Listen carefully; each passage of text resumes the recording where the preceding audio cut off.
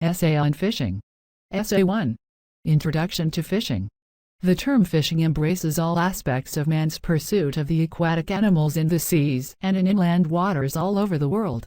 A very wide variety of methods is employed.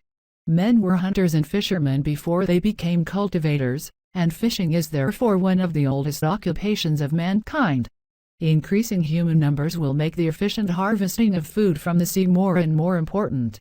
Fish are a vital source of food, especially in countries like Norway, Iceland and Japan where the land is bleak or mountainous and agriculture cannot be easily developed. And fish are also caught and processed to produce lubricants, fertilizers or cosmetics. Moreover, modern fisheries are not confined to catching fish, but include many other sea harvests such as whales, seals, pearls, crustaceans, that is, lobsters, crabs, prawns, shrimps, mollusks, that is oysters, mussels, cockles, clams, sponges and seaweeds. However, it must not be assumed that fish and other marine animals are an inexhaustible resource. Indeed, there are vast areas of the oceans which have very few fish. Many factors affect the productivity of the seas. The depth of the water, the ocean currents, the temperature and salinity determine the amount of plankton or fish food present. In a way, fishing is like mining. It is a robber industry.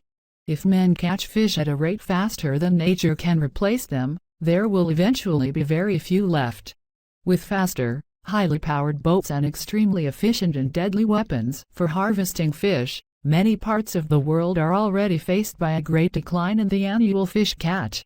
Men now have to go further into the oceans to bring ashore sufficient hauls to meet their daily needs. Overfishing and especially the wasteful killing of immature fish must be checked, not just by individual countries, but, as fish know no national boundaries, on an international basis.